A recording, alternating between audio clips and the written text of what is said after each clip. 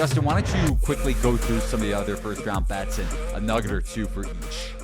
Yeah, sure. My pleasure. My pleasure. So I'm going to be going with a few bets here. Lines are, of course, moving, but I jumped on Vermont to keep it a little bit closer against that Marquette team. Of course, we know that there's been some issues for Shaka Smart here in the first round. Eli, you and I were actually going back and forth about that a little bit ourselves, but this Vermont team should be able to keep it within 10 points. I think they are pretty formidable. They do match up a little bit rough because of the size, but I do think that they should be able to shoot their way out of things.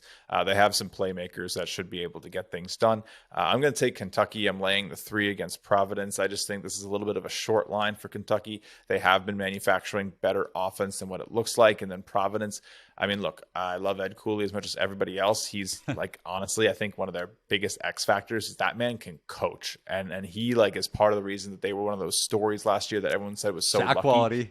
I know. And look, he gets great looks for his team, but I think it's just a tough spot for them. They aren't nearly as dominant down low, and that's going to be a little bit problematic here against Kentucky. I'm laying a big number with Gonzaga at 14.5, and shot quality is 25, Eli. And that just makes me feel like, what we've seen from Grand Canyon is just so much luck. They shot the lights out in their tournament. I think they hit over 50% from 3 for the duration of their entire conference tournament to get here. That's just not going to happen against this Gonzaga team. And even if it does, Gonzaga may still put up more than 20 points than they can even think about mustering. I mean, this Gonzaga team is just disgusting. They're playing at a high level, and I mean that in the best way. I don't know. It's going to be a lot of fun. I think Gonzaga is a team you want to be on in the first round. They should run away with it. They have the conditioning to do so as well. I'm going to take Montana State plus the 9.5 against Kansas State. I just think that's one of my favorite underdogs to get right now. And I think the numbers come down a little bit, but I still like it. Kansas State, I think, is going to be in a really interesting situation. First-year coach, probably just looking to get out of that game. I like it to stay a little bit tighter and the points to be worth a lot in a scenario like that. Plus, Montana State has the size and the shooters, and we're a little criminally undervalued for most of the season. There was some other talk out there in the is that the Big Sky? Yeah, I think that's the Big Sky. Oh man, 32 conferences, bro. But it's going to be a really good one. I like that Montana State team a lot. And then you touched on it. I'm laying the number with Indiana. I think this is one where a lot of models agree, but the line is still a little short. I think it should be a little closer to 8. Kent isn't that type of team that is ready for what, Trace Jackson Davis and Hood Schifino can do in the mid-range. They're reliable shot creators, and they're going to play pretty well on defense. Shot quality has actually, been a little low on Indiana this season. They finished outside the top 50 in shot quality, but we're still expecting this one to be closer to double digits than we are to 5. Yeah, and I think you also have Memphis in the mix there too. Oh yeah, I do. I do have a couple others in here. Sorry, Memphis is definitely in the mix. I got them at 1.5. I mean, this is a Conference USA rematch of old, right? So these teams know each other. Memphis, I think, is playing their best basketball at the best possible time, giving them 2 points. It might even be 3 now.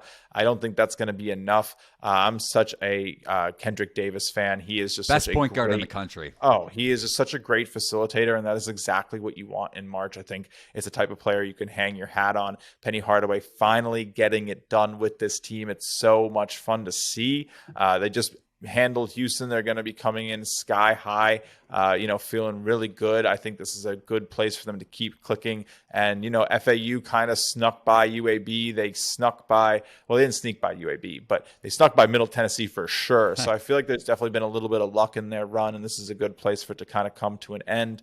Talked about San Diego State.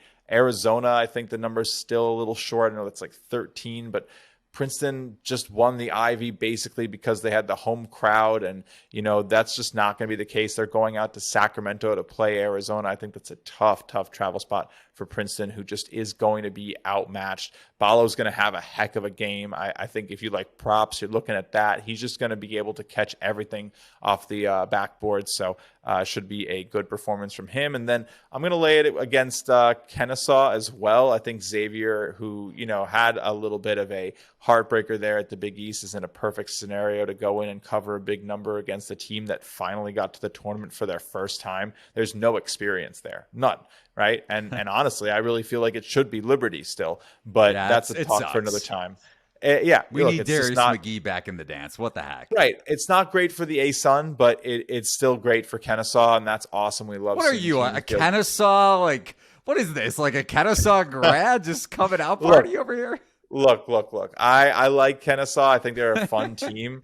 And obviously like the story, like going from like 2 or 3 wins in 5 years is really awesome to see. But this is exactly the type of place where like it kind of stops, right? You're going up against the storied program. And even without Fremantle, Xavier has performed really well offensively. I think better defensively of late without him. Yeah, for sure. And Suli Boom is just like another guy that you want to have your wagers on in March. So props, I'm definitely looking at him to take over too. He's a spectacular player that could fuel a run for his team or any team you put him on. So hopefully he stays at Xavier though. It's fun player.